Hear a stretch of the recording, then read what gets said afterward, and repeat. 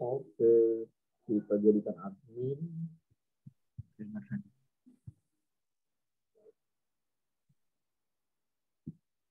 Oke, sudah saya jadikan admin ya, Mas? Iya, makasih. Oke, saya tinggal ya, Mas ya? Iya. Oke, selamat belajar kawan-kawan.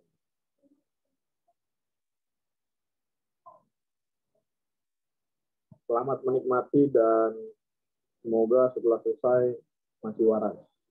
Masih waras. Karena dari pagi ketemu biologi, kimia, fisika, biologi lagi. Masya Allah. Hari Minggumu produktif, kawan.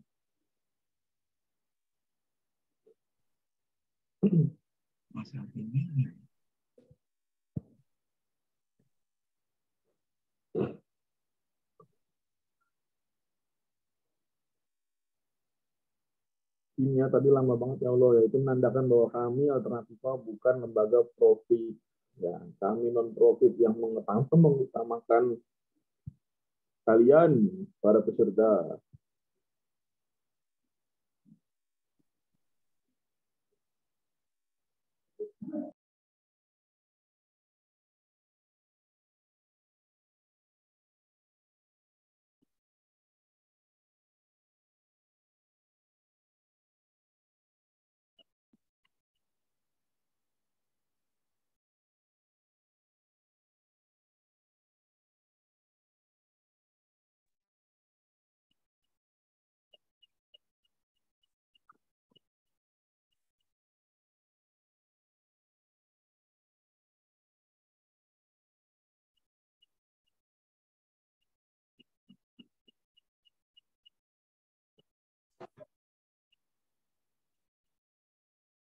Cek.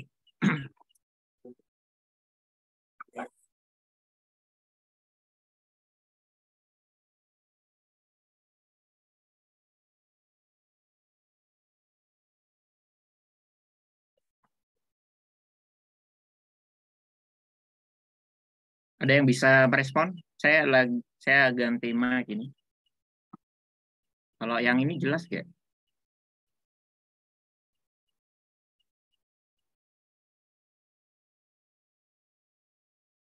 Oke. Share screen-nya udah nampak ya?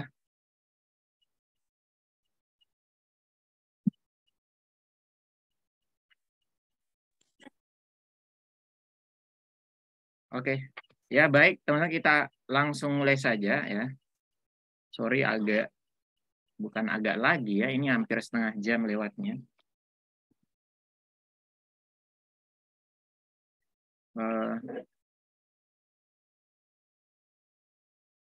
Kita mulai. Bismillahirrahmanirrahim. Selamat malam. Assalamualaikum warahmatullahi wabarakatuh. Alhamdulillah kita bersyukur ya bisa bertemu lagi ya di kesempatan malam hari ini. Ya, setelah tadi pagi ada tambahan. Dan malam ini tadi saya mikirnya sih tadi pagi itu pengen lanjutin babnya, sebenarnya belum selesai ya. Ada satu subbab lagi yang sebenarnya penting juga untuk kita pelajari, tapi mungkin ya di kesempatan yang lain lah kita coba tambahkan apa yang berkaitan dengan fisiologi tanaman. Nah, untuk malam hari ini kita coba masuk ke salah satu bab apa nih, bab baru ya, itu tentang bakteri.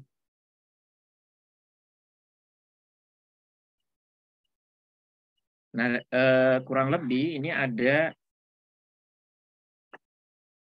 5 istilah teman-teman ya. Ada lima bagian, atau saya fokuskan 4 aja artinya ini. Yang saya ternyata 4. Ada 4 bagian yang akan kita pelajari di kesempatan malam hari ini kaitan bakteri. Pertama adalah apa aja sih ciri dari bakteri, apa yang membedakan mereka dengan kelompok yang lain. Ya. Kemudian yang kedua, kita nanti akan pelajari seperti apa struktur dari bakteri. Ya, apa bedanya dengan struktur terutama sel eukariot begitu, karena bakteri itu masuk prokariot. Kemudian yang ketiga, nanti kita akan pelajari ya seperti halnya pembahasan sistem klasifikasi yang lain pada hewan dan tanaman, kita akan pelajari bagaimana pengelompokan pada bakteri. Kalau hewan kemarin kita bagi menjadi 9 filum berdasarkan 5 ciri, kalau pada tanaman kita bagi mereka jadi 3 atau 5 kelompok berdasarkan 4 ciri, maka nanti bakteri kita bagi jadi berapa gitu ya. Nah, kita akan pelajari ini.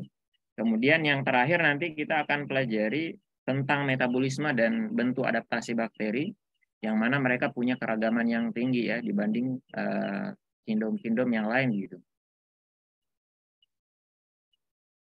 Oke, ini saya kehilangan pen ini kemana nih?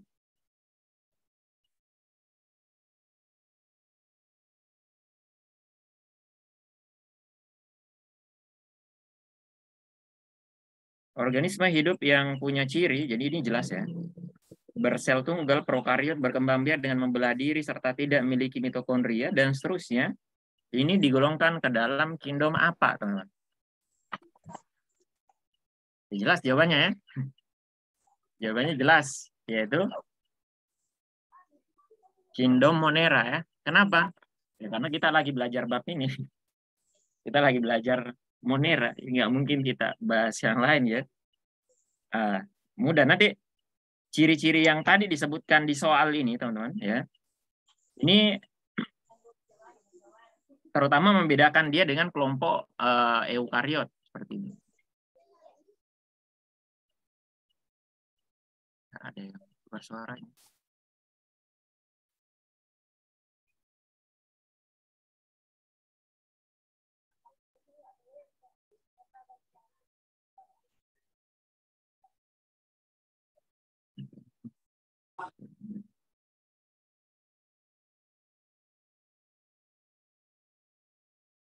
Bentar, saya nyari pulpen dulu, ini nggak bisa nulis nih.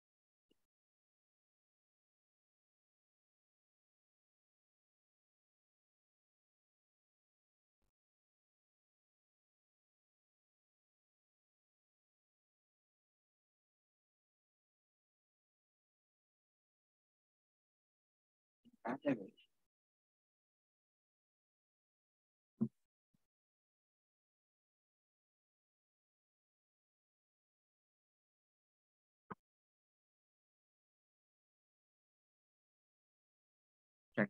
Sorry teman, sebentar ya. Tadi sore itu anak saya pakai tabnya, dia simpan di mana? Saya rubahinnya aja. Hmm.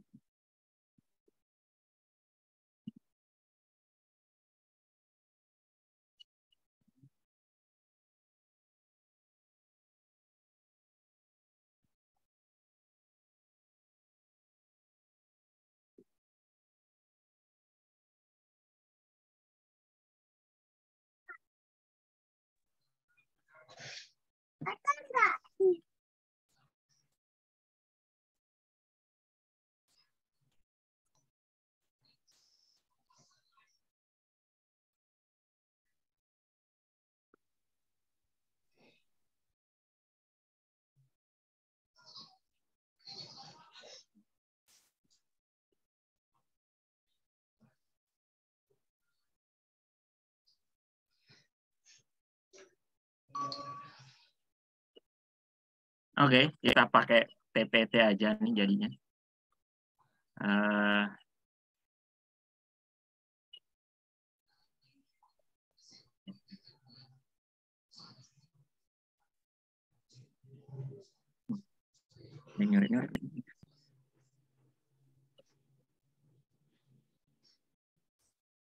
Nah, tadi kan ini ya, sorry ada kendalanya ya.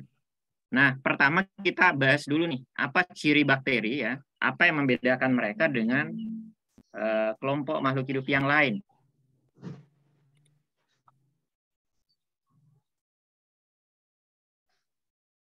Pertama, semua bakteri secara umum itu bersifat apa istilahnya dari sisi jumlah selnya.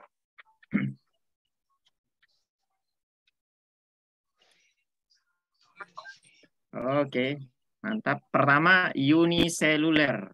Betul. Ya, uniseluler. Secara umum mereka uniseluler atau bersel tunggal. Kemudian yang kedua,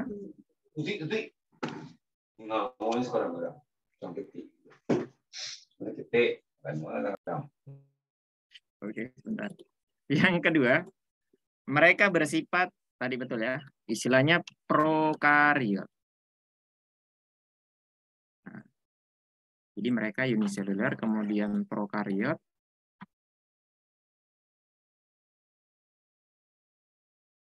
Ya, habis itu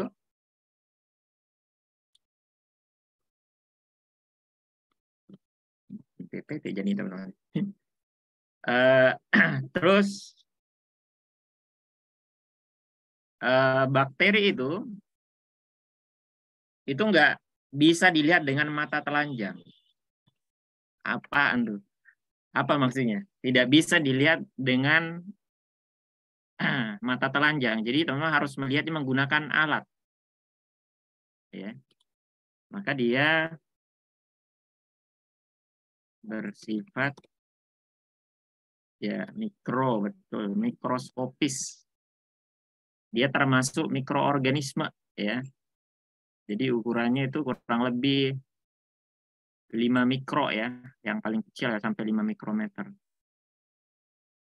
Kemudian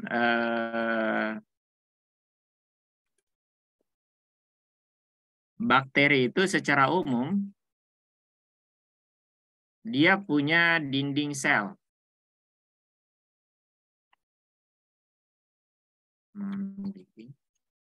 Dinding sel. Ada yang tahu? Ada yang masih ingat dinding sel bakteri secara umum?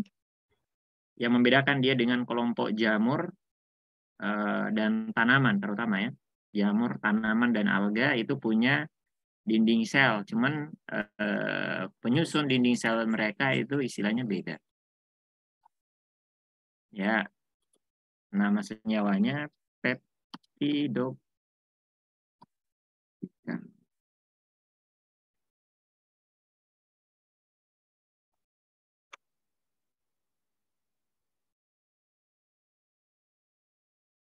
Nah, ini ya ciri utama dari bakteri ya.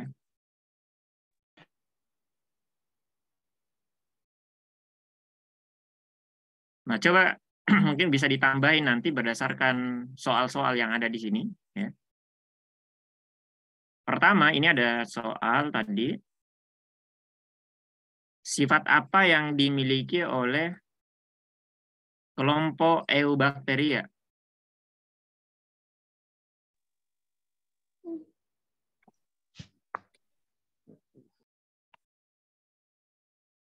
Ini pilihan apa namanya? 1, 2, 3, 4 begitu ya.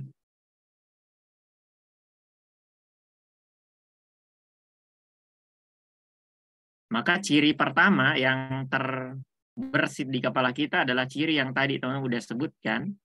Dua ciri pertama tadi yang kita pelajari, yang kita udah tulis ya. Itu adalah dia bersifat prokariot dan uniselular, bersel tunggal. Maka 3 benar, pasangannya angka 1 juga benar meskipun kita belum pelajari. Nanti kita akan lihat bahwasanya pada bakteri, ya, sebagian besar mereka memperbanyak diri dengan istilah pembelahan biner atau pembelahan langsung. Maka yang kedua, dinding sel mengandung peptidoglikan. Ini juga tadi udah kita sebutkan, salah satu ciri penting mereka adalah mereka punya dinding sel. Kemudian yang terakhir, eubakteria itu punya organel apa enggak gitu. Ya. Mereka punya organel apa enggak. Maka istilah ini teman-teman terus terang di antara ahli biologi itu ada istilahnya apa ya? Ada perbedaan pendapat ya.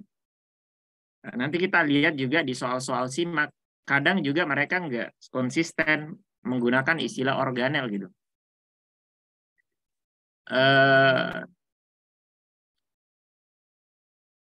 Salah satunya, jadi alasannya gimana ya? Pembahasannya begini, kita nanti bahas di konsep struktur sel, gitu ya. Struktur sel. Jadi bakteri itu, teman-teman, dia punya apa namanya? Itu udah kita bahas di konsep sel ya, di konsep sel perbedaan antara prokariot dan eukariot. Nah, di sini teman-teman bisa lihat salah satu struktur dasar dari kelompok bakteri. Semua bakteri pertama, mereka punya yang namanya membran plasma atau membran sel. Nah, ini mereka punya membran plasma. Biar enggak.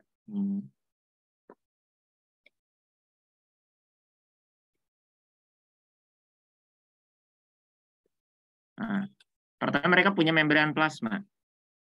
Kemudian, ini ciri dari semua makhluk hidup. Pasti punya namanya membran plasma. Kemudian mereka punya sitoplasma di dalam sana. Ya, punya sitoplasma. Kemudian punya materi genetik berupa kromosom, yang mana daerah apa namanya? Daerah di mana DNA berada pada organisme prokariot itu disebut dengan istilah apa? Nukleoid. Jadi nukleoid ini daerah di mana Pak DNA berada ya, atau daerah kromosomnya begitu. Kemudian semua makhluk hidup selain punya membran plasma, kemudian istilah sitoplasma tadi, kemudian DNA yang tersusun dalam nukleot, itu wajib punya yang namanya ribosom. Dan ini udah kita lewati, teman-teman. Ya. Udah kita lewati. Jadi saya nggak harus ngulang terlalu panjang nanti. Nah, punya namanya ribosom. Dan kenapa ribosom ini termasuk organel sel masalahnya? Ya. Cuman kata kuncinya adalah ribosom itu adalah organel tidak bermembran. Nah, ini yang membedakan dia dengan eukariot. Kalau eukariot nanti dia punya organel bermembran, mencakup RE, badan Golgi, nukleus, ya, mitokondria, kloroplas. Ya. Sementara kalau prokariot, bakteri nggak punya. Nah, maka siapa tadi ini? Maka siapa si bakteri secara umum teman-teman punya organel. Salah satunya siapa? Ribosom. Cuman bisa jadi ada perdebatan di situ ya. Jadi entah secara kunci, saya nggak bisa memastikan kunci soal yang membuat soal ini, yang membuat soal UTBK-nya di tahun 2011 ini, apakah dia menghitung ribosom itu sebagai organel sel atau tidak gitu. Karena nanti dilihat di soal SIMAK itu menganggap dia enggak gitu ya. Dia enggak. Kalau saya apa namanya? Eubakteria tetap apa namanya? Punya organel dan diantaranya ada namanya tadi ribosom. Maka teman-teman jawab soal ini ya. Ya, benar. Oke. Nah, ini yang pertama. Kemudian yang kedua, sel prokariot, bakteri ya, ini ngomongin bakteri, semua bakteri prokariot memiliki bagian-bagian berikut kecuali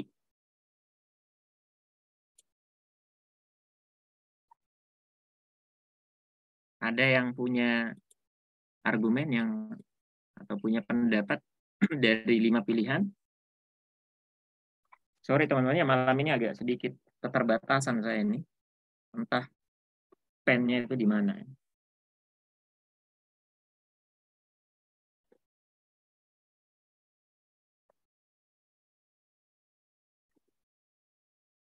Oke, jelas ya. Maka jawabannya yang E, alasannya jelas karena mitokondria adalah organel bermembran. Dia tidak mungkin ditemukan pada prokariot. Karena prokariot tidak punya diantaranya organel bermembran. Maka prokariot disebutkan dia punya dinding sel yang mengandung polisakarida karbohidrat, karena peptidoglikan itu karbohidrat ya. Kemudian dia punya ribosom tadi yang ada di sitoplasmanya. Kemudian dia punya membran sel di pilihan delta dan beberapa bakteri punya flagel. Kita tambahin konsep dari sisi struktur nanti ya.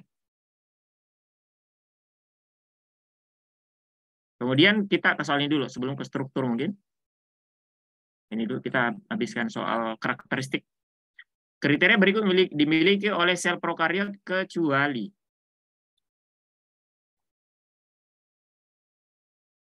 dari 4 pilihan yang merupakan ciri prokariot adalah, maka kecuali ya, artinya ada yang salah gitu. Dari 5 pilihan yang bukan ciri dari prokariot atau bakteri,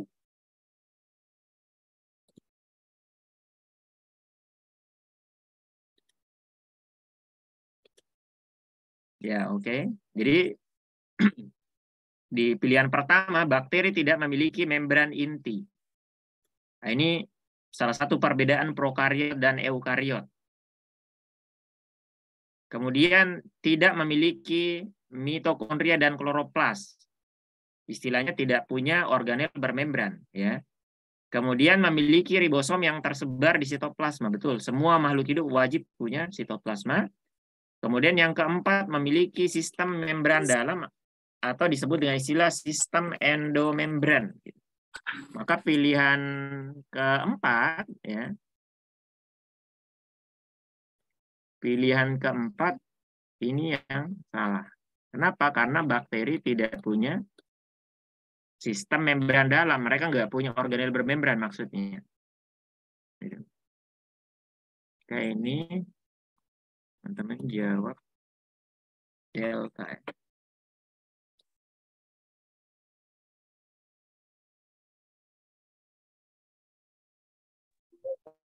Kemudian berikutnya, satu nomor terakhir kayaknya ini. Bakteri dan virus merupakan organisme yang tergolong dalam monera sebab bakteri dan virus tubuhnya terdiri atas satu sel yang bersifat prokariot.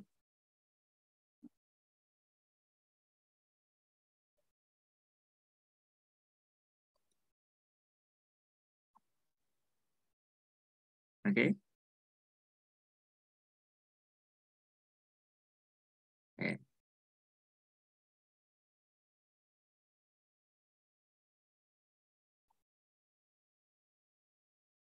Maka ada kata virus.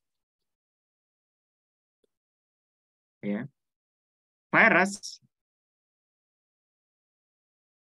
itu tidak termasuk makhluk hidup, teman-teman. Ya, ada babnya sendiri nanti kita bahas virus. Virus itu dia tidak mengandung sel, dia tidak, strukturnya bukan berupa sel. Sel itu minimal punya membran sel, kemudian sitoplasma, punya DNA, kemudian dia punya yang namanya sitoplasma ya, dan ribosom ya. Nah, ternyata virus dari 4 ciri dasar makhluk hidup tadi, dia hanya punya materi genetik berupa DNA yang kemudian dibungkus dengan istilahnya kapsid. Dibungkus dengan kapsid. Maka virus itu nggak masuk makhluk hidup dan dia nggak masuk juga bakteri artinya. Ya. Padahal bakteri kan makhluk hidup. Gitu. Maka yang pertamanya salah gitu ya. Jadi kata virusnya yang bikin salah. Bakteri dan virus tubuhnya terdiri atas satu sel. Nah, kata virus juga ini yang bikin salah. Maka untuk soal ini mudah banget ya. Dia jawabannya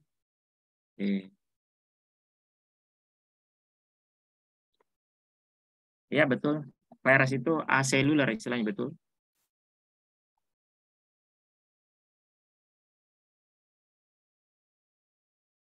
Nah, itu tadi ya ringkas tentang apa ini? Karakteristik bakteri ya. Kuasai 4 istilah tadi, uniselular, prokariot, kemudian mereka berukuran kecil atau mikroskopis, kemudian mereka setidaknya punya istilah dinding sel. Nah, sebenarnya saya pengen gambar di sini ya. Saya udah siapin tempat nih.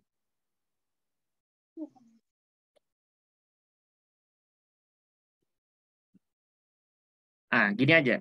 Kita pakai ini, nggak masalah ya. Jadi, teman-teman lihat nih, kalimat saya. Tadi kita udah sebutkan beberapa bagian dari bakteri. Ada membran plasma, ada sitoplasma, ya. Kemudian ada nukleoid. Jadi kalau teman pengen lengkapi, boleh tambahin di sini. Biar jelas. Kita tambahin sebelahnya ini. Kita tulis apa? Sitoplasma.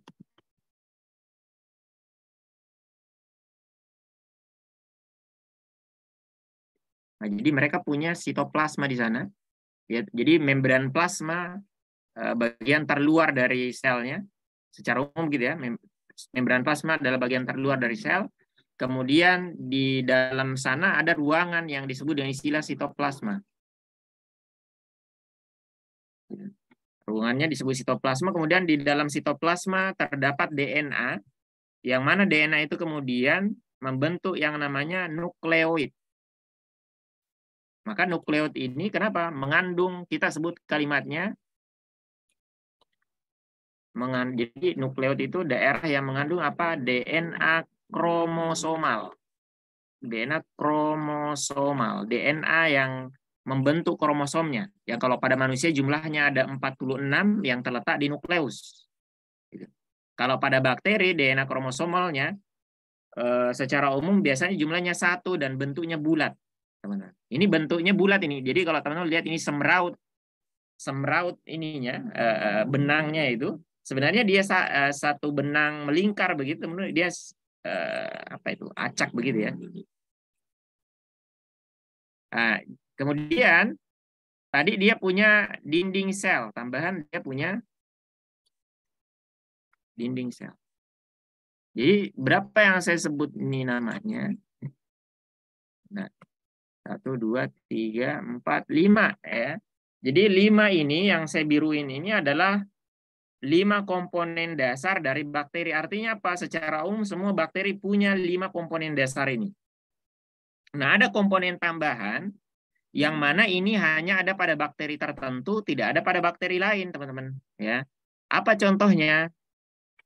Di antaranya ada bakteri yang punya namanya plasmid. Ini plasmid.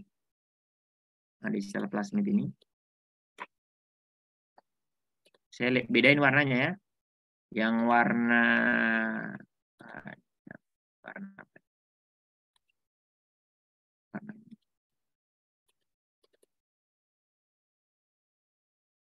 Yang warnanya beda ini pokoknya ini tambahan, alat tambahan begitu yang tidak semua bakteri punya. Nanti kita pelajari ya, plasmid ini sendiri dia adalah struktur DNA tambahan di luar dari kromosomnya, maka penamaannya DNA ekstra kromosomal. DNA tambahan di luar dari kromosom gitu. Nah, DNA ekstra kromosomal ini yang plasmid ini, teman-teman, itu bentuknya bulat juga, cuman ukurannya kecil. Ya.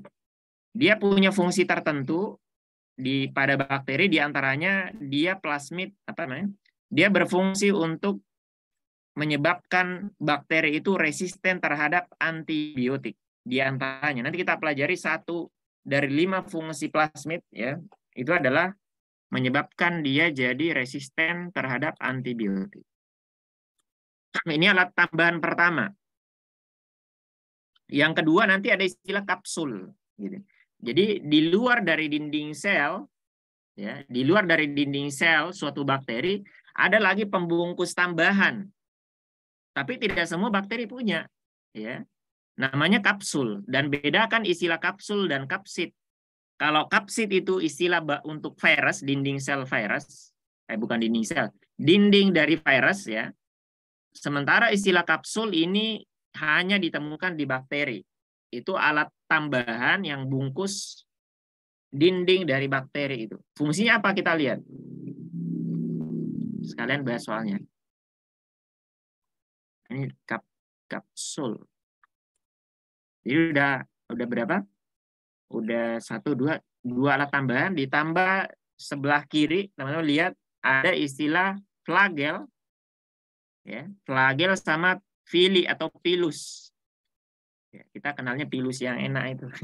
Ini pilus yang banyak, yang ukurannya kecil-kecil ini, ya, fungsinya buat nempel begitu, ya. Nanti kita lihat nih. Jadi teman-teman lihat yang saya tuliskan ada 9 alat artinya di sini, ya. 9 alat di gambar ini, 5 alat atau 5 komponen itu dimiliki oleh hampir semua bakteri atau dimiliki oleh semua bakteri, sementara 4 itu alat tambahan yang hanya beberapa bakteri atau kelompok bakteri yang memilikinya. Yang kuning itu, ya. Nah, kita lihat contoh soalnya. Pertama di antara komponen dari bakteri adalah dinding. Dinding ini masih komponen wajib, artinya komponen yang ada, yang secara umum ada pada semua bakteri. Tapi diketahui teman-teman, sampai saat ini ditemukan ada satu kelompok bakteri yang nggak punya dinding sel sama sekali, tapi dia masuk bakteri gitu. Dan hanya satu itu yang diketahui sampai saat ini, dia digolongkan bakteri tapi nggak punya dinding sel, ya. Ada satu itu. Nah, secara umum bakteri punya dinding sel. Nah, kita lihat apa aja, ya, bentuk soal yang, jadi banyak soal kaitan dinding sel ini. Ini komponen wajib yang perlu kita bahas begitu, ya. Pertama, di bagian yang ini, kandungan, jadi cuma untuk melengkapi aja teorinya. Kandungan spesifik dari sel bakteri tadi teman udah sebutkan, namanya ini peptidoglikan tadi, ya, udah dibahas. Nah, ringkasnya peptidoglikan itu teman-teman, dari namanya, ya, dia adalah dinding sel yang berupa apa? Kata peptida dan glikan. Peptida itu protein, glikan itu karbohidrat. Jadi dia adalah dinding sel yang tersusun atas komponen protein dan karbohidrat. Beda dengan selulosa. Kalau selulosa itu murni karbohidrat, ya, termasuk kitin, pektin, dan lignin, semuanya ada pada tanaman ini, kecuali kitin, ya, pada jamur. Nah, ini kenapa? Nah, itu secara umum mereka berupa karbohidrat. Tapi peptidoglikan enggak.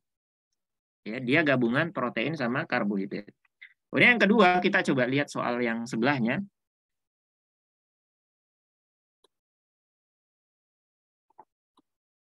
Pengelompokan bakteri berdasarkan kelompok bakteri gram positif dan gram negatif didasarkan pada.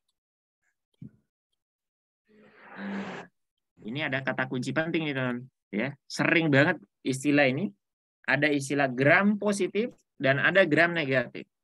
Malam ini teman-teman harus kuasai apa beda keduanya, ya.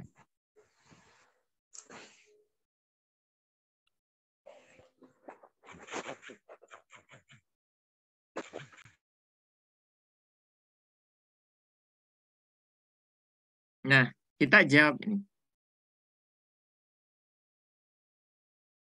Jadi bakteri, ya, bakteri itu berdasarkan dinding selnya dia terbagi 2.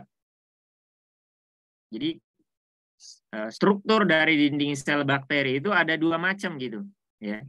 Ada 2 macam. Ada namanya kelompok bakteri gram positif, ada bakteri gram negatif gitu. Kenapa dengan gram positif dan gram negatif? Jadi secara umum untuk bakteri gram negatif, kalau teman-teman lihat gambarnya yang sebelah kiri ya, ini tertulis gram positif bakteri yang sebelah kiri dulu kita lihat.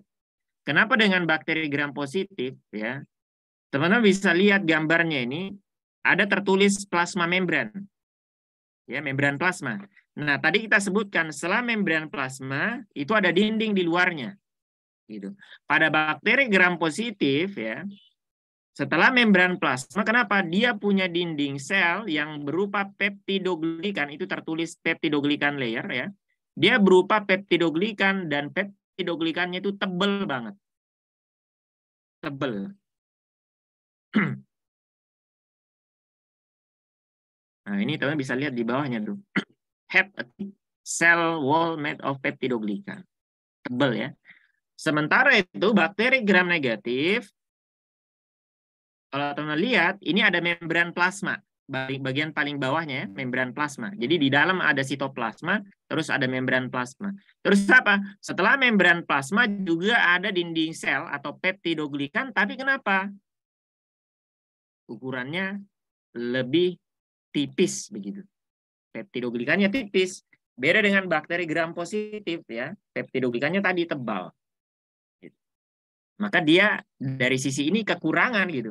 Karena peptidoglikan atau dinding sel yang sifatnya kaku dan keras ya, itu fungsinya untuk memproteksi bakteri dari lisis terutama. Gitu. Tapi namanya juga sesuatu apa? Kita sering melihat di mana di kehidupan kita sehari-hari ketika seseorang diberikan kekurangan, dia diberikan kelebihan dari sisi yang lain. Ya. Maka sama bakteri gram negatif ini, dia dari sisi peptidoglikan apa namanya kurang begitu ya, tipis, tapi ternyata dia ada tambahan di luar dari peptidoglikan ya, ada membran tambahannya, kita sebut dengan istilah membran luar gitu. Nah maka apa namanya dinding sel bakteri gram negatif ini kenapa cirinya adalah dia punya peptidoglikan yang tipis ditambah dengan adanya membran di luarnya, membran luar begitu. Jadi di sel wall-nya ini tertulis tersusun atas peptidoglikan dan membran luar. Memangnya kenapa gitu? Kalau bakteri gram positif tadi dia kokoh dinding selnya, apa kelebihannya bakteri gram negatif, teman? Ya, maka konsekuensinya apa? Dengan adanya membran luar pada bakteri gram negatif, ya. Kalau teman-teman masih ingat pembahasan, entah kita udah bahas apa belum, saya lupa. Pembahasan membran sel di antara bagian atau komponen dari membran sel kan ada 3. Saya pernah ajarin membran sel itu punya 3 bagian. Pertama ada bagian protein, fosfolipid yang mana itu? Fosfolipid yang bilayer itu ya, yang ada kepala dan ekor itu, yang 2 lapis ya. Kemudian dia punya protein, ada protein gitu. Protein integral atau protein perifer. Terus apa? Ada karbohidrat yang nempel di permukaan fosfolipid dan di permukaan protein yang teman-teman sebut dengan istilah glikolipid dan glikoprotein. Gitu kan? Nah, itu kan biasa aja, ya enggak. Ternyata pada bakteri gram negatif ini ya, itu ada karbohidrat yang berukuran panjang menempel di fosfolipidnya disebut dengan istilah lipopolisakarida. Ini tertulis nih. Karbohidrat portion of lipopolisakarida. Jadi di bagian fosfolipidnya itu nempel polisakarida. Polisakarida itu artinya karbohidrat rantai panjang, lipo artinya lipid gitu. Disingkat dengan istilah LPS. Ya. Nah, saya tuliskan di sini. LPS. Ya.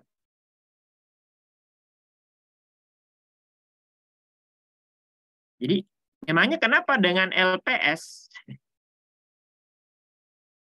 Kenapa dengan LPS ya? LPS itu teman-teman ternyata itu masuk kategori berperan sebagai endotoksin.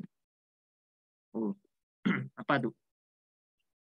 Jadi bakteri gram negatif yang punya LPS ini, ya, LPS itu berperan sebagai endotoksin yang bisa menyebabkan keracunan kepada inang yang dia serang gitu. Jadi bakteri gram negatif itu secara umum teman-teman mereka bersifat patogen, penyebab penyakit begitu. Jadi dengan adanya LPS ini dia bisa membunuh bahkan inangnya begitu ya. Dengan adanya LPS atau endotoksin. Jadi itu bedanya tadi apa? Di antara perbedaan bakteri gram positif dan gram negatif. Nah, kenapa disebut positif, satunya disebut negatif gitu ya? Kenapa nggak sebut apa bagusnya nanya? Satu bakteri tebal, kita sebut begini, bakteri dinding tebal dan bakteri dinding tipis. Kenapa nggak gitu penamaannya? Kenapa pakai penamaan bakteri gram positif sama bakteri gram negatif ya? Kata gram sendiri itu bukan tentang ukuran. Gram itu nama orang. Jadi nama orang yang menemukan konsep ini namanya Bapak Gram. Nah, si Gram, Bapak Gram ini ya, kemudian menemukan cara untuk membedakan antara bakteri gram positif sama gram negatif dengan teknik pewarnaan gitu. Ya, dan ini manfaat buat dunia medis, buat dunia kedokteran ya. Ketika seseorang itu ketahuan dia oh ini kena penyakitnya bakteri gram positif, ini kena penyakitnya bakteri gram negatif. Maka kalau ketahuan seperti itu, teman-teman, dokter bisa menentukan jenis antibiotik yang digunakan. Karena ada beberapa jenis antibiotik yang menargetkan peptidoglikan atau dinding sel untuk membunuh bakterinya begitu ya. Jadi penting di dunia medis ini istilah pembagian gram positif sama gram negatif. Nah, coba kita lihat nih. Nanti ada anunya ya, saya jelasin nanti bagaimana cara mewarnainya. Intinya gram positif itu nanti dia yang tebal itu sementara di kepalanya. Gram positif yang tebal dinding peptidoglikannya, gram negatif yang tipis plus LPS. Plus membran plus LPS tadi. Nah, ini tadi. Maka yang soal 2018 ini, pengelompokan bakteri berdasarkan kelompok bakteri gram positif dan gram negatif itu didasarkan pada kira-kira mana teman-teman? C atau D? Karena hanya dua itu yang menunjukkan kata dinding. Ya. A, B, E kan nggak ada kan tadi pembagiannya adalah berdasarkan dindingnya.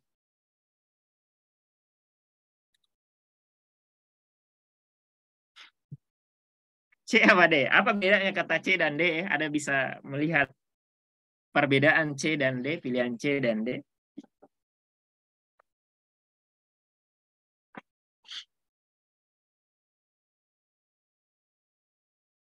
Ya, jadi pilihan C itu maknanya apa? Pilihan C maknanya apa, teman-teman?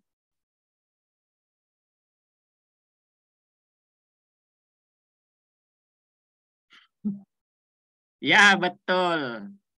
Ada tidaknya peptidoglikan. Keberadaan ya, keberadaan artinya ada tidaknya. Artinya maksudnya apa? Ada dari mereka yang punya peptidoglikan, ada yang enggak gitu. Maka salah. Kenapa? Bukan tentang ada tidaknya. Semuanya punya peptidoglikan, cuman apa? Tebal tipisnya. Peptidoglikan. Ya. Maka iya, yang lebih tepat delta. Oke, semangat ya. Terus nih, keluar di soal utul nih, teman-teman. Perbedaan utama antara bakteri gram positif dan bakteri gram negatif adalah ada atau tidak adanya peptidoglikan pada dinding sel. Sebab bakteri gram positif memiliki peptidoglikan yang diselubungi oleh lapisan lipopolisakarida, sedangkan bakteri gram negatif hanya memiliki lipopolisakarida. Mana? Yang pertama benar salah, benar salah apa gimana nih?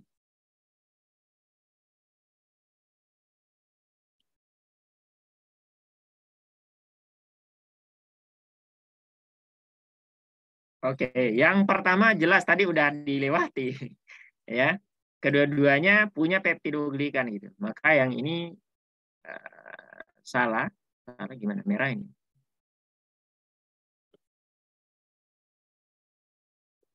Ini jadinya saya harus. Nah,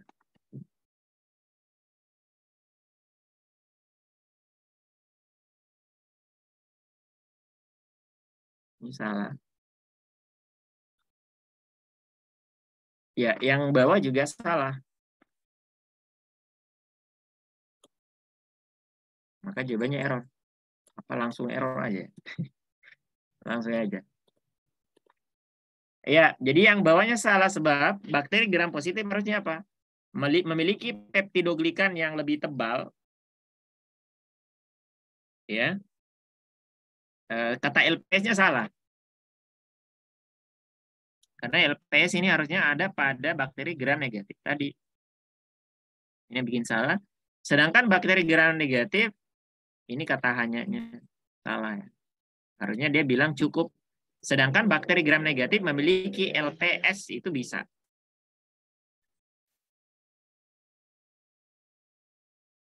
Ya, harusnya kan dia punya LPS sekaligus peptidoglikan gitu ya. Nah, sekarang ini kita ke teknik pengecetannya, itu tadi yang kita sebutkan. Ini ada soal di SIMAK, pengecatan negatif, maksudnya pengecatan menggunakan gram ini ya, dapat digunakan untuk melihat bentuk dan ukuran dari sel bakteri. Pada pengecetan negatif, sel bakteri tidak dilakukan yang namanya fiksasi. Oke, jadi yang pertama, teman-teman, langkah untuk mewarnai bakteri, jadi bayangin tuh ada orang kena, bukan kena ya, diduga kena TBC gitu. Apa contohnya? Mungkin TBC aja kali ya. Jadi nanti, atau bakteri apapun itu ya, kita swab, kita ambil sampel bakterinya misalnya dari lendirnya, dari mukusnya ya, atau dari tempat lain bakterinya kita bisa biakkan begitu, kita tumbuhkan di mana, di media. Terus habis itu nanti bakterinya itu kita usapkan ke mana, ke kaca preparat kayak gini ya. Ini gambarnya nih. Kita masukkan ke sana. Habis itu apa yang kita lakukan?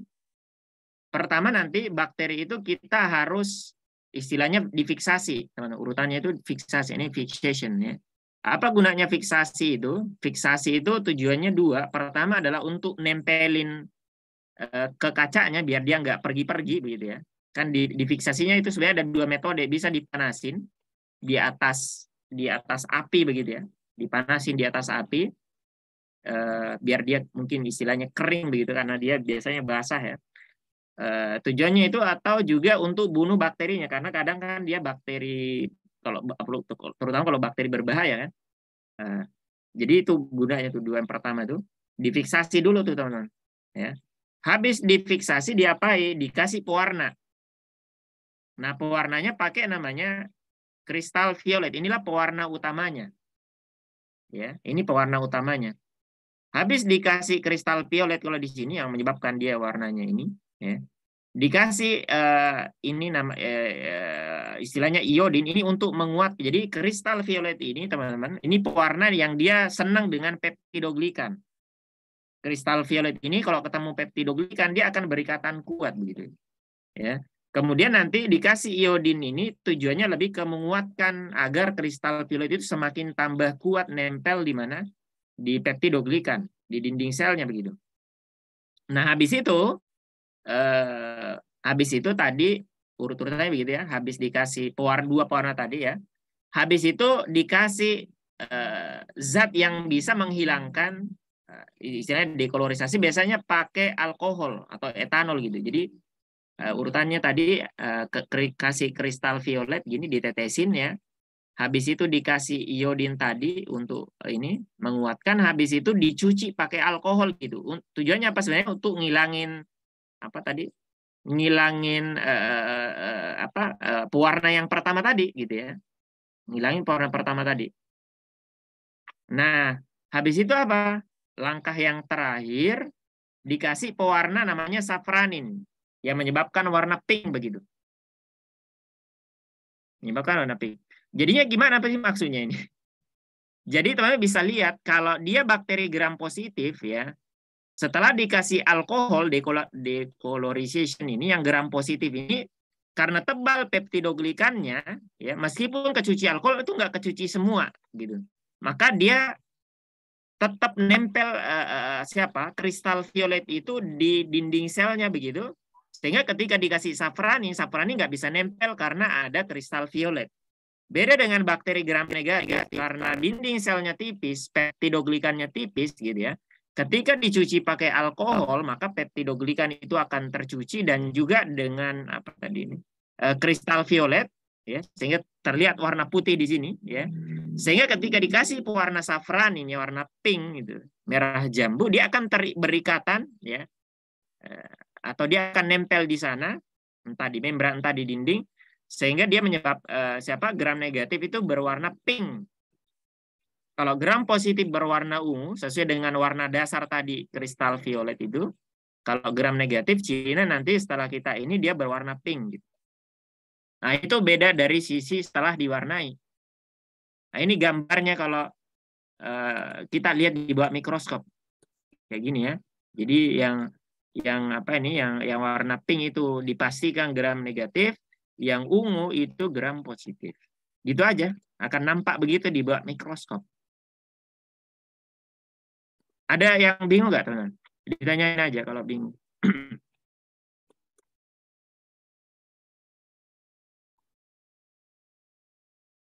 Nah, coba yang mana tadi?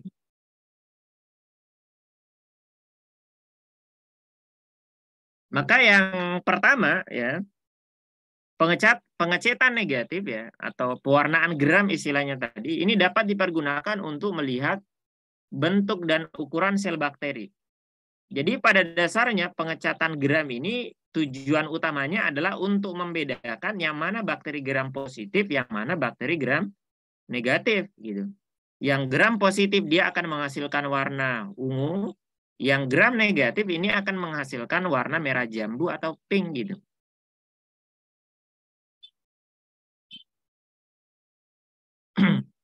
Apakah kemudian setelah diwarnai akan kelihatan bentuknya? Ya akan kelihatan. Ya, akan kelihatan bentuknya. Tadi setelah diwarnai kan akan nampak nih. Ada yang berbentuk bulat, ya, ada yang berbentuk batang begitu. Akan nampak apa namanya bentuknya. Cuman kalau dari sisi ukuran, dia ada tadi ukuran kan.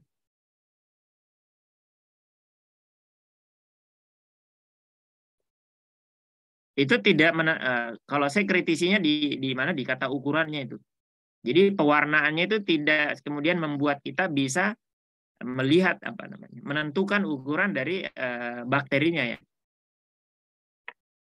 Kalau bentuk bisa. Nah ini kritisinya di apa namanya? Argumennya begitu kalau di sini. Adapun ukuran bakteri sebenarnya bisa ditentukan menggunakan apa namanya, mikroskop aja gitu ya.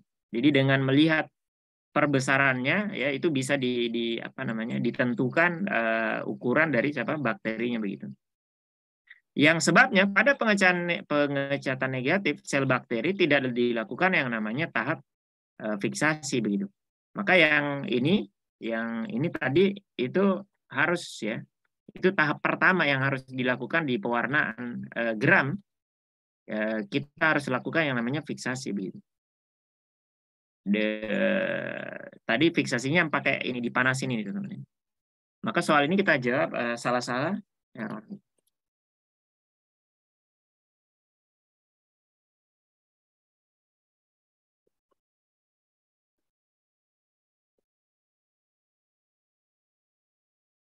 Apaan? Fungsi yang mana?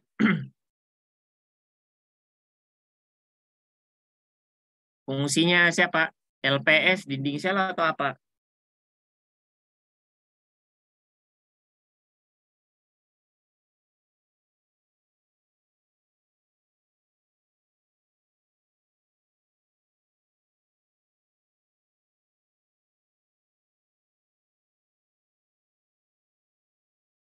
Yang saya ingat itu iodin buat menguatkan kristal violet nempel di peptidoglikan atau di dinding sel.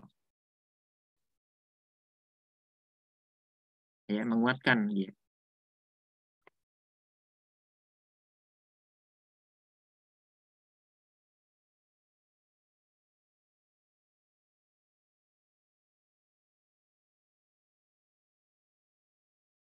Fiksasi tujuannya itu tadi buat nempelin. Jadi kan ada koloni bakteri diambil ya, terus ditaruh di mana? Ditaruh di gelas kaca preparat. Nanti kan dia akan dikasih apa namanya? Dikasih alkohol, dikasih apa, ditetesi larutan begitu kan? Kalau enggak difiksasi nanti dia pergi apa istilah? Dia akan pergi dari dia akan keluar dari kaca preparat begitu ya. Karena kan air ditetesin cairan begitu, larutan begitu. Nanti dia pergi gitu ya. Jadi dengan difiksasi dia akan nempel di mana? Nempel di kaca preparat gitu. Sekaligus juga disebutkan itu fungsinya untuk bunuh bakterinya ya. Terutama kalau dia bakteri yang berbahaya.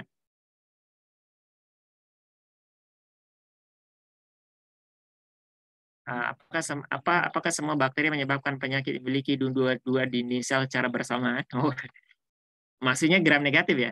Ya enggak ya. Jadi tapi kalimatnya adalah hampir-hampir semua bakteri gram negatif itu berbahaya. Tapi tidak semua juga, ada juga yang menguntungkan begitu. Tapi bagaimana dengan bakteri gram positif? Apakah karena tidak ada LPS-nya kemudian dia tidak berbahaya? Enggak juga, gitu ya. Nanti kita akan bahas ini di klasifikasinya aja, teman. Ya, ada nanti pembahasan tentang klasifikasi bakteri. Di situ kita akan lihat, oh ternyata ada juga sih yang bakteri gram positif yang berbahaya. Begitu juga ternyata ada bakteri gram negatif yang dia juga bermanfaat malah. Ya. Itu lebih ke arah ini sih ya, nanti tujuannya lebih ke apa? Lebih ke apa istilah kedokterannya? Lebih ke deteksi begitu ya. Sama orang medis tujuannya untuk apa namanya? Membedakan lah bakteri tadi yang gram positif dan gram negatif tadi arahnya tentang terapinya begitu ya. Obat yang mau dipakai antibiotiknya jenisnya gimana?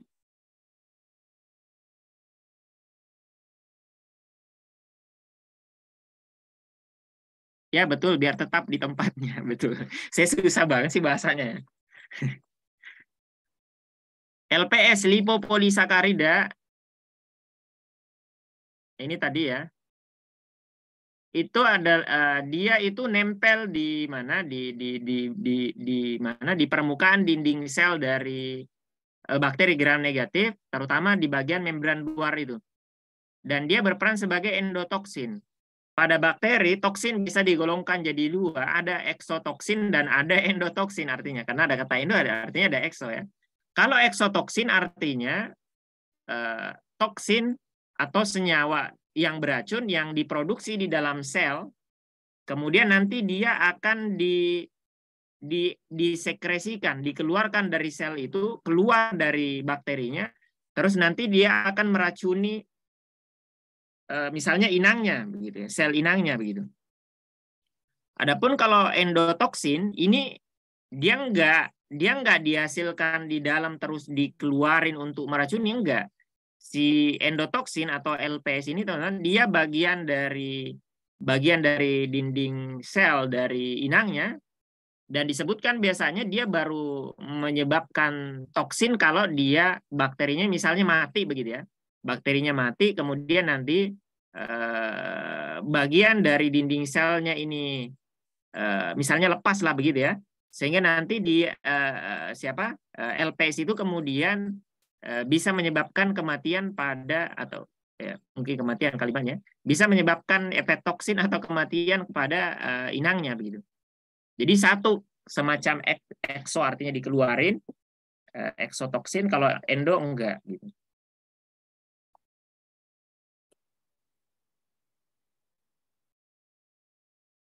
Nah, maka soal ini tadi udah kejawab yang ini ya. Nah, kemudian yang SIMAK 2016 ini, teman-teman. Pernyataan yang benar tentang dinding sel bakteri adalah bakteri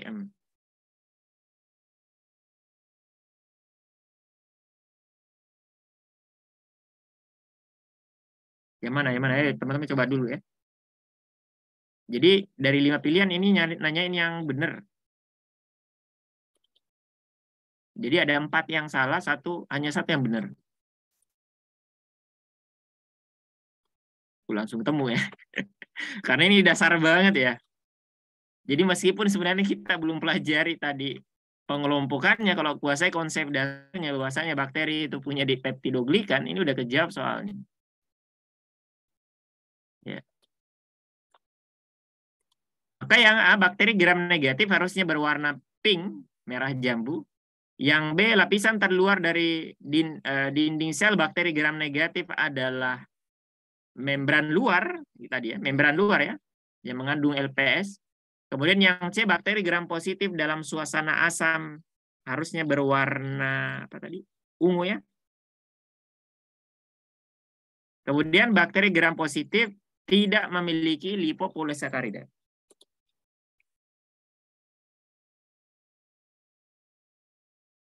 Nah, sekarang kita masuk ke struktur kedua. Panjang banget ngomongin dinding sel.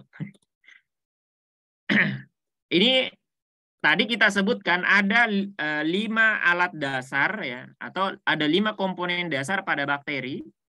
Membran sel, sitoplasma, ribosom, kemudian DNA atau kromosom, kemudian ada tadi dinding, dan kita hanya bahas dinding ya. Bagian yang lain udah kita bahas di konsep sel gitu. Nah, sekarang kita bahas alat tambahannya, teman-teman ya. Alat tambahan pada bakteri apa aja? Tadi ada istilah kapsul, kemudian plasmid, flagel gitu ya. Terutama 2 sih yang biasa keluar, kapsul sama plasmid. Coba kita mulai dengan si kapsul nih.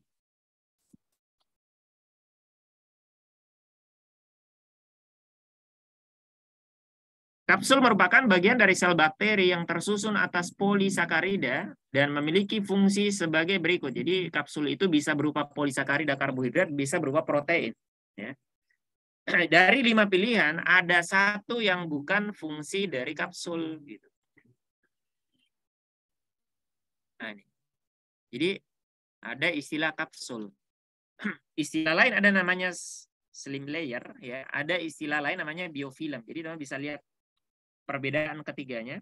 Intinya mereka itu adalah sesuatu di luar dinding. Ya. Bedanya kapsid dengan slim layer, kalau kapsid itu bentuknya tetap. Bentuknya mengikuti bentuk dinding selnya kalau kita lihat. Ya. Tapi kalau slim layer, dia juga membungkus bakterinya, cuman bentuknya itu beda dengan kapsid yang tetap, dia nggak tetap bentuknya.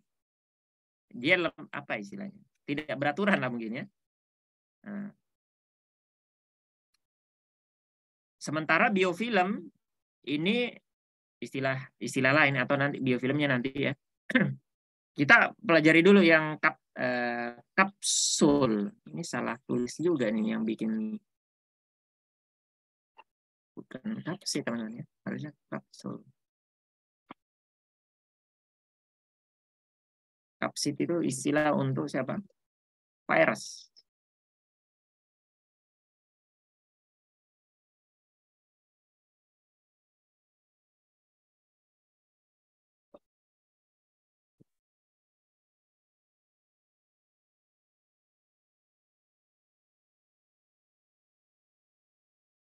Nah, apa fungsi kapsul?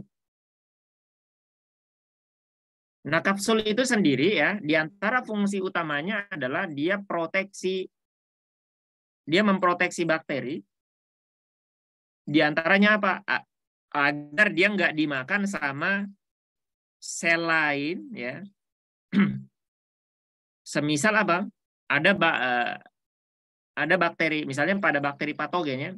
Bakteri patogen itu ketika masuk ke sel tubuh manusia misalnya, maka di antara cara menghindari fagositosis agar dia nggak dimakan sama makrofag misalnya atau sel darah putih yang lain, itu dengan adanya kapsul dia kayak licin begitu. Jadi susah ditelan ya. dengan adanya kapsul yang dia punya. Maka yang pilihan ini benar nih. Termasuk juga bakteri kalau pengen dimakan oleh kelompok apa namanya? Kelompok protozoa ya. Jadi protozoa itu masuk protista mirip hewan. Dia juga diantara makanannya adalah bakteri gitu. Jadi kalau bakteri punya kapsul ya akan susah pokoknya untuk dimakan gitu. Maka D dan E itu benar. Nah, kemudian di antara fungsi kapsul juga adalah dipakai untuk nempel di permukaan dari inang misalnya. Misalnya ada bakteri yang menyerang usus gitu ya. Maka dengan adanya kapsul dia akan lebih mudah untuk nempel di dinding usus misalnya. Maka A, D, E itu benar. Tersisa pilihan B dan C. Nah, kapsul dengan dia tadi sebagai pembungkus ya, dia bisa mencegah agar sel itu nggak keluar airnya, nggak mengalami namanya dehidrasi gitu. Adapun yang pilihan yang B, ini terlalu kompleks ya. Fungsi pengaturan tekanan osmotik. Kalau pada manusia, satu apa namanya? Satu manusia utuh gitu ya, maksudnya satu individu utuh manusia yang berperan mengatur tekanan osmotik itu ginjal. Jadi butuh satu organ penting ya untuk mengatur isinya tekanan osmotik. Tekanan osmotik itu tentang jumlah pelarut dan zat terlarut, ya, pekat dan encernya kondisi di dalam dan di luar sel, ya, itu perlu dijaga istilahnya tekanan osmotiknya. Nah, kalau pada tingkatan satu manusia individu gitu ya, yang mengatur itu adalah ginjal. Ginjal kita akan mengatur jumlah garam dan air yang harus dibuang dan dipertahankan oleh tubuh kita begitu. Nah, kalau di tingkatan sel apa namanya yang mengatur garam dan air ya itu adalah membran. Dan si kapsul ini nggak bisa gitu ngatur apa istilah garam mineral gitu lah dan air yang bisa keluar masuk dari sel gitu. Ya, itu terlalu apa namanya terlalu detail fungsi itu ya. Dia nggak punya kemampuan seperti itu. Nah, maka untuk si kapsul 4 yang itu teman-teman bisa catat nanti fungsinya ya. Dia bisa untuk nempel di permukaan inang atau substrat, kemudian dia bisa mencegah dari dehidrasi atau kekeringan, kemudian dia bisa menghindari fagositosis baik dari protozoa maupun sel darah putih dari manusia. Nah, ini yang tambahan aja tadi istilah biofilm. Biofilm itu apa? Teman-teman bisa temukan itu di gigi. Jadi teman-teman punya plak di giginya atau pada apa ya contohnya di banyak tempat sih ya teman-teman bisa temukan dari bakteri, protista atau jamur mereka hidup bareng-bareng di sana ya membentuk komunitas yang disebut dengan istilah biofilm gitu dan apa namanya perlekatan mereka itu apa namanya mereka itu menggunakan apa namanya senyawa begitu ya mereka lepaskan dari tubuhnya sehingga mereka istilahnya kokoh nempel di sana ya. Ini istilah ini disebut dengan istilah apa? Biofilm.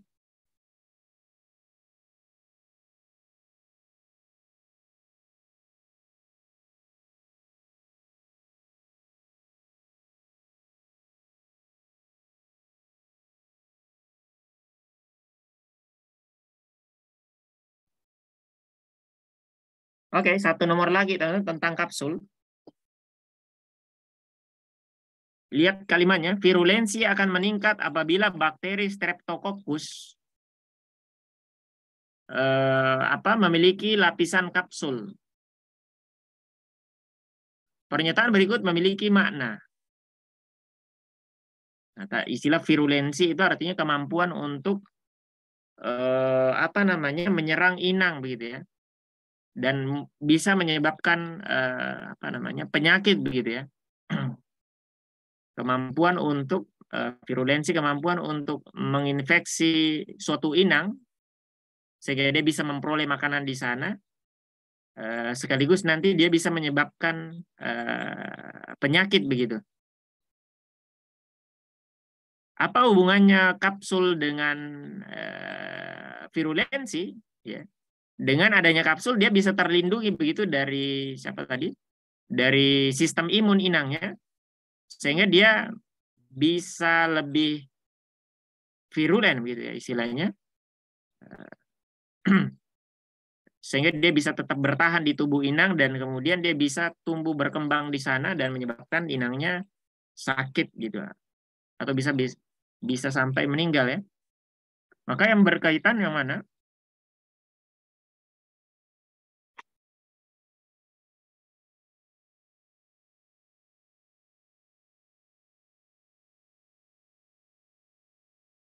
Oke, yang pertama, yang nomor 4, bakteri Streptococcus berkapsul lebih mudah diserang virus.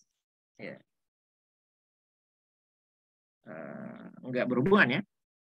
Jadi bukan virus gitu, tapi lebih ke sel yang mau memakan dia. Dan virus itu bukan mau memakan dia, ya, tapi mau menyerang mungkin. Tapi ini enggak ya. Kemudian yang apa? Yang pilihan pertama, bakteri Streptococcus bersifat patogen. Ini betul. Patogen itu menyebabkan penyakit. Kemudian ini 1 benar, maka 3 benar ya.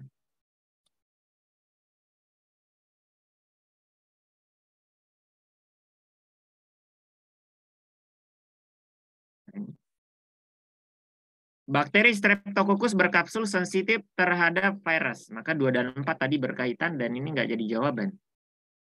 Maka soal ini kita jawab B gitu.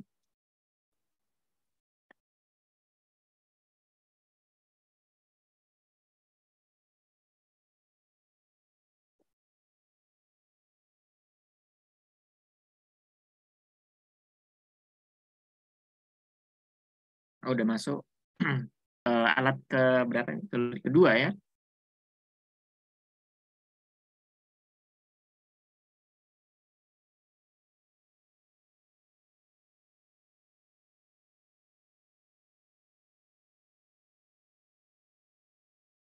Oke, kita break sebentar, teman. Ya, kita break 3 sampai 5 menit. Ya, buat yang mau kamar mandi, yang haus ya, silakan minum dulu ya. Kita break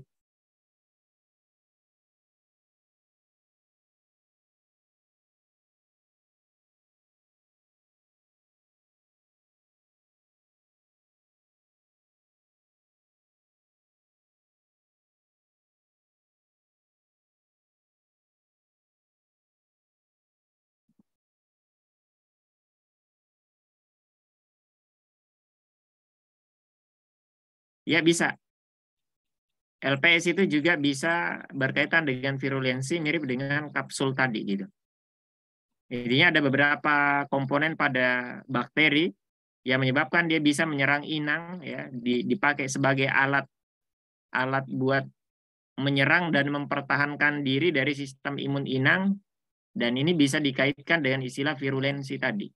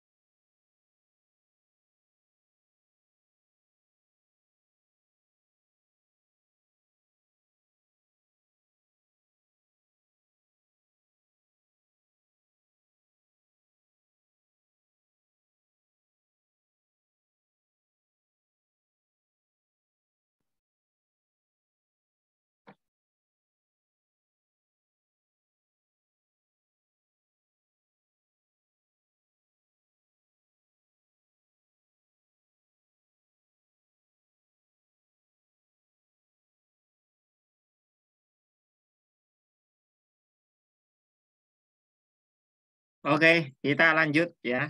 Kita sampai setengah 21.30 insya Allah. Sorry buat yang daerah timur nih.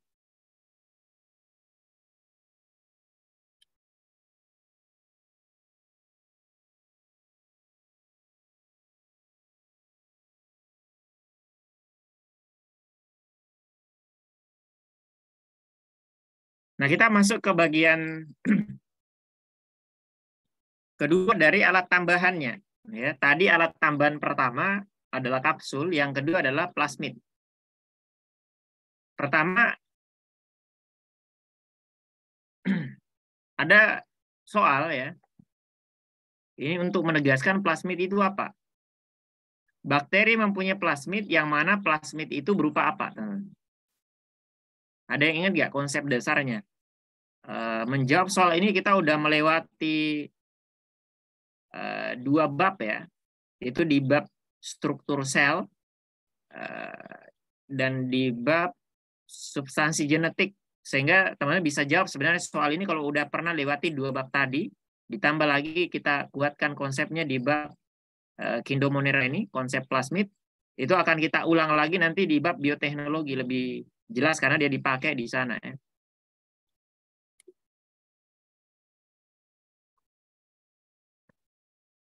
Ya, betul. Plasmid itu adalah DNA ekstra kromosomal tadi. DNA tambahan buat bakteri gitu. Artinya apa tambahan? Nggak ada dia juga tidak terlalu masalah ya. Nah, pertanyaannya plasmid itu sebagai DNA berupa apa? Apakah berupa enzim, berupa polinukleotida, lemak, protein, atau dia berupa RNA? Masih ingat nggak ciri DNA, teman-teman? Kata kuncinya plasmid adalah DNA ekstra kromosomal. Saya udah ajarin di konsep substansi genetik bahwasanya DNA itu punya 5 ciri. Ya, DNA itu punya 5 ciri, dan ciri pertama DNA adalah DNA itu berupa ya polinukleotida. DNA itu berupa polinukleotida, bukan polisakarida, bukan polipeptida. Nah, itu pertama ya.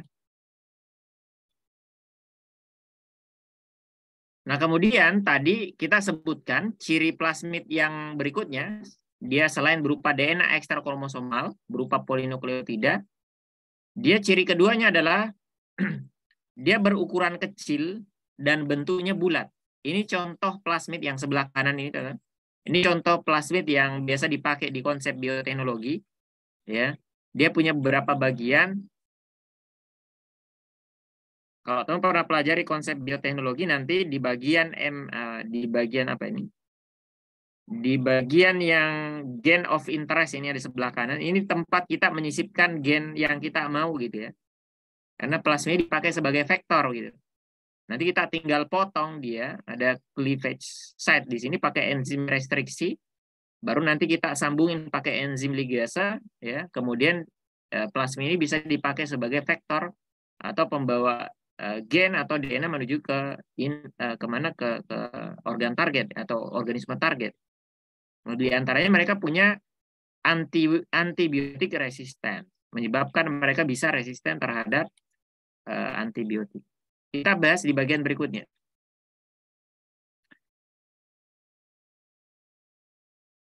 Nah, ini pernah keluar di UTUL ya.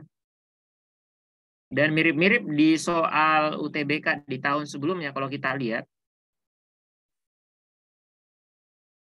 Hal berikut yang menunjukkan karakteristik dari plasmid secara benar adalah, maka dengan menguasai konsep dasar yang tadi, yang udah kita sebutkan di nomor awal tadi, yang pertama tentang plasmid adalah DNA ekstra kromosomal dan dia berupa polinukleotida, maka soal ini teman-teman bisa jawab pakai teknik eliminasi gitu.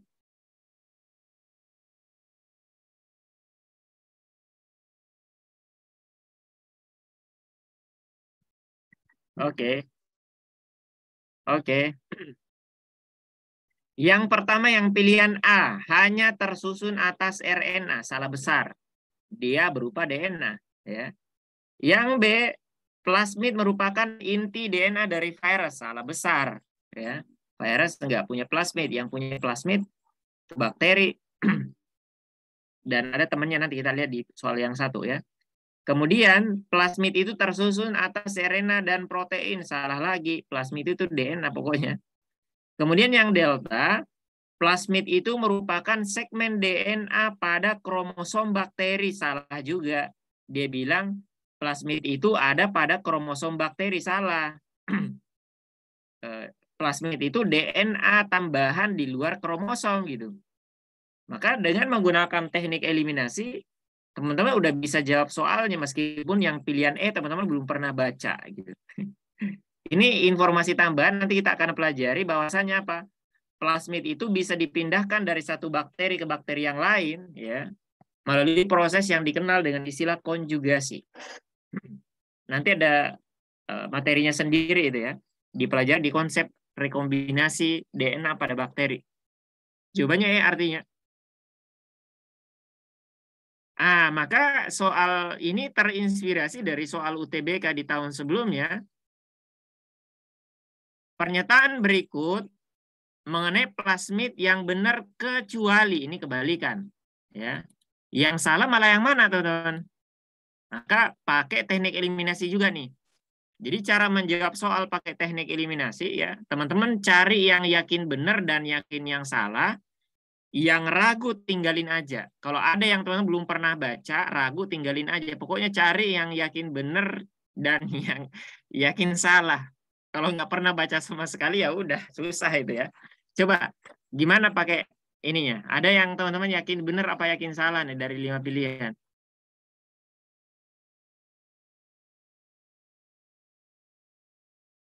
Nah, berarti yang di dalam kromosom itu cuma 5 itu aja. Yang tambahan 4 itu di luar kromosom. Apa maksudnya?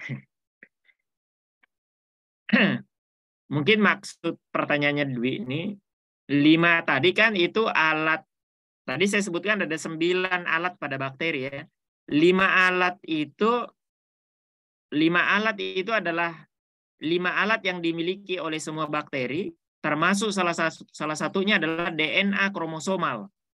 Selain istilah tadi ada ada membran sel, dinding sel, kemudian ribosom, sitoplasma. Termasuk yang wajib ada pada semua bakteri adalah DNA kromosomal. Seperti halnya DNA kromosomal itu ada pada semua makhluk hidup. Nggak ada satupun makhluk hidup yang nggak punya DNA kromosomal. Gitu.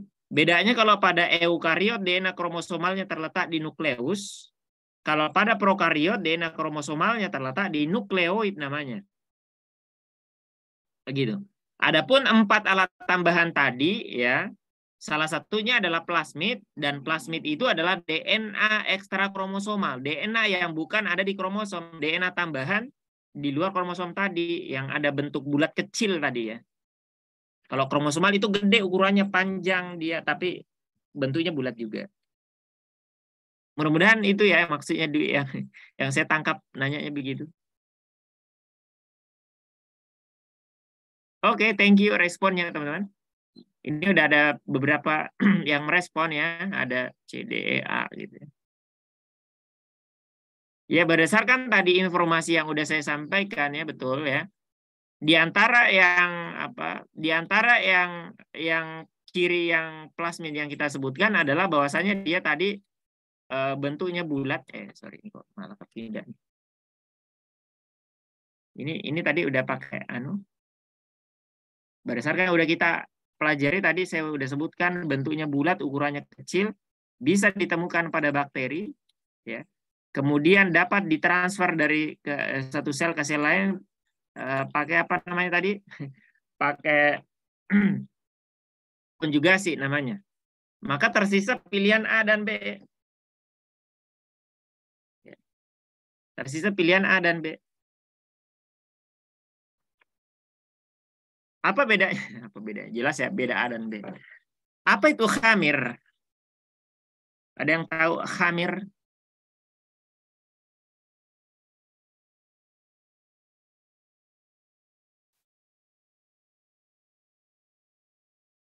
Oke, betul.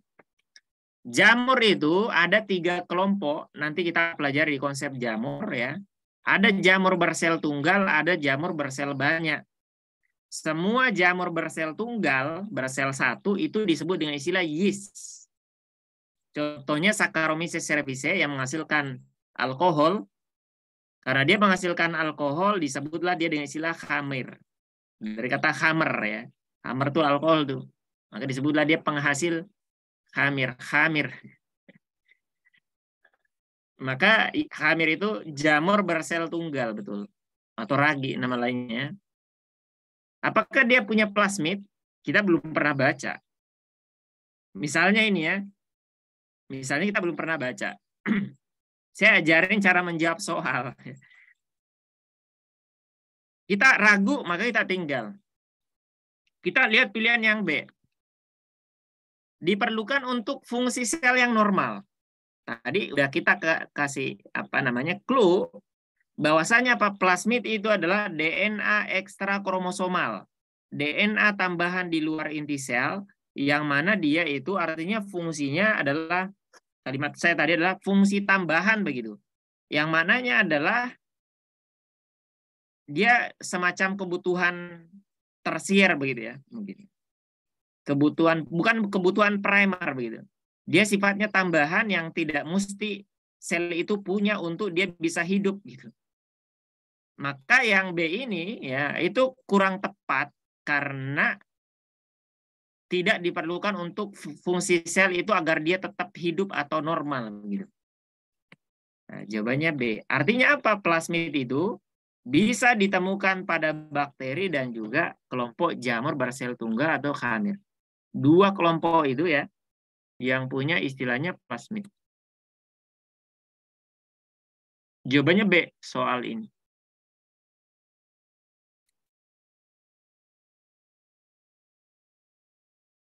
Nah, terus apa fungsi plasmid gitu?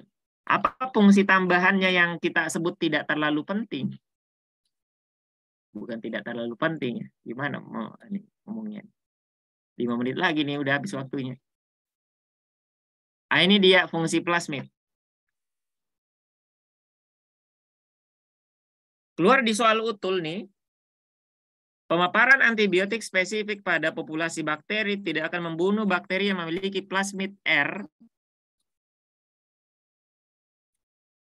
Sebab bakteri yang memiliki plasmid R mewarisi gen-gen yang menyebabkan dia resisten terhadap antibiotik. Nah, ini. Ini apa nih? Ada yang hilang ya? Oh, udah ada nih. Jadi di sini teman bisa lihat ada slide ini menunjukkan plasmid itu berdasarkan mungkin fungsinya atau karakternya, dia ada 5 macam yang ditemukan. Pertama ada namanya plasmid F, fertility plasmid ya. Apa ini F plasmid F ya? Adalah plasmid yang digunakan untuk proses konjugasi untuk memindahkan satu materi genetik dari satu bakteri ke bakteri yang lain. Disebut dengan istilah plasmid F dari kata fertility ya. Kemudian namanya plasmid R dari kata resistance ya. Itu mengandung gen yang menyebabkan dia bisa tahan terhadap antibiotik atau mungkin kalau di sini logam berat. Intinya dia bisa tahan terhadap sesuatu gitu ya. Di antaranya yang paling pokok adalah antibiotik. Kemudian ada yang lain, ada plasmid col, ada plasmid degradatif, dan di antaranya juga ada namanya plasmid V atau plasmid virulen yang menyebabkan dia bisa menyerang suatu inang dan menyebabkan dia jadi patogen gitu. Nah, fokus kita adalah plasmid R ya. Jadi ini di antara plasmid-plasmid fungsi dari plasmid. Artinya apa? Ya tidak wajib banget kan. Maksudnya anggaplah contoh plasmid resistensi antibiotik. Ada bakteri yang punya plasmid R, ada yang enggak. Ada yang tahan terhadap antibiotik, ada yang enggak. Apakah ini diperlukan untuk fungsi normal? Ya enggak. Kan tidak mesti dia ketemu antibiotik. Ya, bahkan ada bakteri yang seumur hidupnya nggak pernah ketemu antibiotik. Gitu. Misalnya dia nggak ada orang minum, dia ketemu antibiotik kalau orang ini misalnya minum antibiotik gitu kan. Nah, maka ada nggak terlalu diperlukan begitu ya. kecuali pada kondisi tertentu gitu. Maka yang pertama, pemaparan antibiotik spesifik pada populasi bakteri tidak akan membunuh bakteri yang memiliki plasmid R. Yang pertama benar. Bakteri yang memiliki plasmid R itu mewarisi gen-gen yang menyebabkan resistensi terhadap antibiotik. Maka yang keduanya juga nggak ada masalah ya. Soal ini kita jawab A.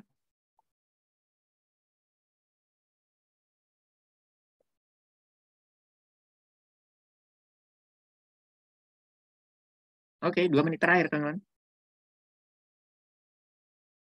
Perlu dibahas ya.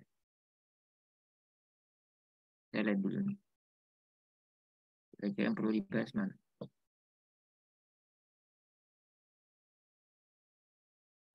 Oke, kita ke endospora artinya nih. Ya, mesosomnya saya skip nih. Nah, struktur tambahan berikutnya ini tadi nggak ada di 4 alat tambahan ya. Ini tambahan berikutnya sebenarnya artinya. Tidak semua bakteri punya istilahnya endospora. Apa itu endospora?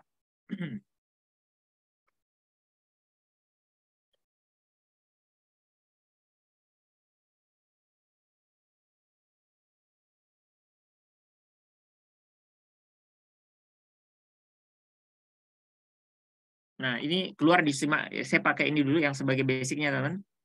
Keluar di soal SIMAK 2019 ya, ada soal spora bakteri Bacillus subtilis maupun Clostridium botulinum termasuk dalam kelompok spora apa gitu. Nah, semua spora yang ada di soal, yang ada di pilihan, adalah spora yang berperan sebagai alat reproduksi.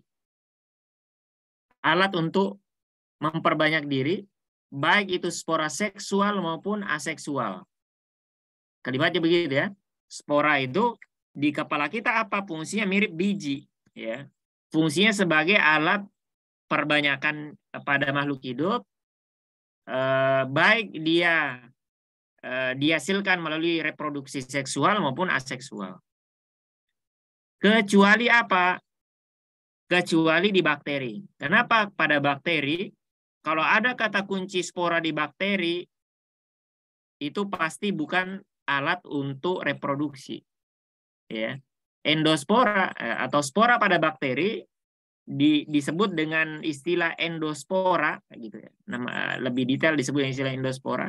Itu bukan alat untuk reproduksi. Bukan alat untuk memperbanyak diri, tapi alat untuk bertahan terhadap lingkungan tertentu yang mengancam keselamatan dari selnya. Entah itu nutrisinya terlalu rendah, kemudian mungkin pH lingkungannya terlalu rendah juga, atau nutrisinya ada nutrisinya yang hilang begitu ya, sehingga dia bisa mati kalau nggak ada, maka dia akan menghasilkan struktur yang disebut dengan istilah endospora gitu. Maka di sini jawabannya A ini teman-teman ya. Jadi bakteri itu nggak bisa menghasilkan spora seksual atau aseksual atau spora reproduksi, bisanya ngasilin endospora yang merupakan alat untuk bertahan terhadap lingkungan misalnya yang ekstrem gitu. Itulah kenapa yang soal UTB ke sebelah kanan, hal yang tidak tepat tentang endospora ini adalah yang delta nih. Merupakan salah satu jenis spora aseksual, salah. Dia bukan alat reproduksi begitu ya. Maka di sini tertulis endospora merupakan alat pertahanan diri dihasilkan ketika lingkungan dalam keadaan ekstrim. Ya, nanti kita lihat prosesnya diawali dengan penggandaan kromosom DNA dan ada pada bakteri, tidak ada pada makhluk hidup lain. Kayak gimana mekanismenya ringkas, habis ini kita break ya. Sama sabar dikit. Maka bayangin nih teman-teman, ada suatu bakteri ini vegetative cell ini bakteri ya. Ketika ada lingkungan ekstrim, misalnya pH tiba-tiba pH-nya terlalu rendah atau bakteri teman bikin air panas begitu ya. Kebetulan ada bakteri yang punya kemampuan menghasilkan endospora agar tahan terhadap air panas tadi, teman rebus air gitu ya. Maka caranya gimana sih bakteri ini kemudian menghasilkan endospora dengan cara apa? Pertama adalah dia akan menggandakan DNA-nya. Ini nomor 2, kromosom is duplicate. Dia akan menggandakan DNA-nya, kemudian apa yang terjadi? Dia bikin sekat begitu antara dua kromosom atau DNA yang dia buat itu. Ya, salah satunya dia akan bikin spora gitu untuk salah satu kromosom ya. Nah, ini. Intinya dia pisah, dia bikin sekat gitu. Ringkas-ringkas saja cepat-cepat nih. Maka nanti salah satunya nanti itu akan dibungkus dengan suatu spora yang dia tahan terhadap lingkungan ekstrim tadi nih. Spora itu punya dinding yang tebal gitu.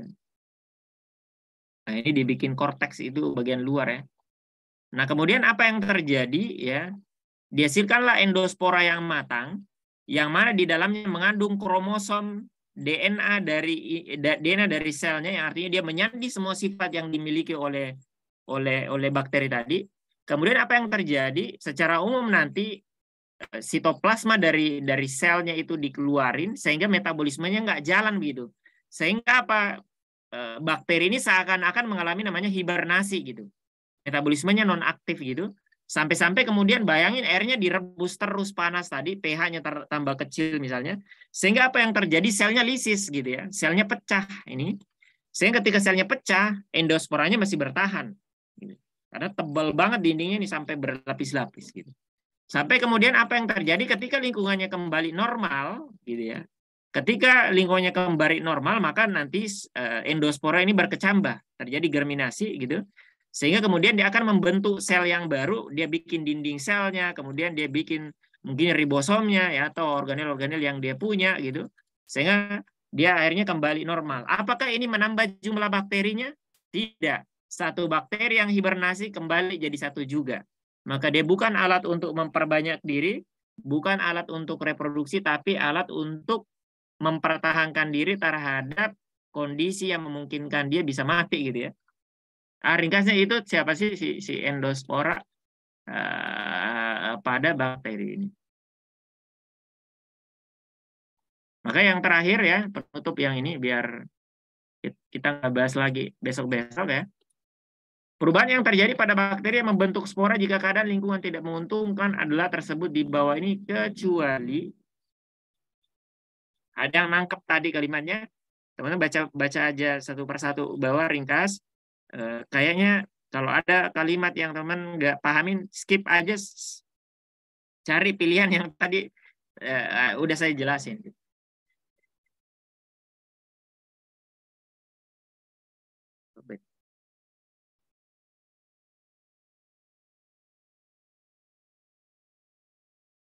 Oke, mantap. Harusnya dia non aktif ya metabolisme. Maka yang lain benar ya. Nanti teman bisa baca lagi ininya sisanya. Artinya PR-nya adalah masih ada klasifikasi bakteri ya. Oke, nanti saya lihat apakah ini dilanjutkan besok atau kita masuk bab yang baru ya. Ada pertanyaan sampai sini?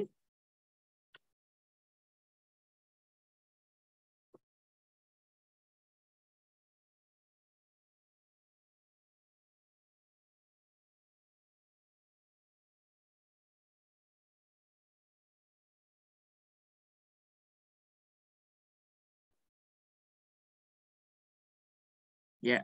Nanti saya kirimin satu orang ya.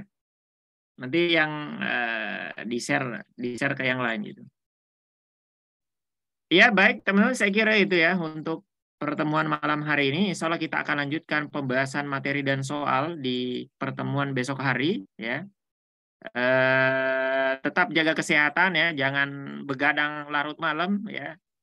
Manfaatkan baik-baik waktunya ya untuk belajar ya. Mudah-mudahan langkah teman-teman semua dimudahkan perjuangannya, dimudahkan nanti di ujiannya di hari H dan lulus insya Allah di SNBT atau mungkin di ujian mandiri. Amin. Kita tutup. Assalamualaikum warahmatullahi wabarakatuh.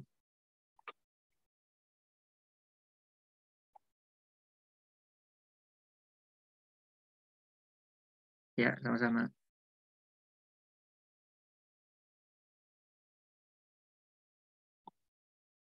Oke.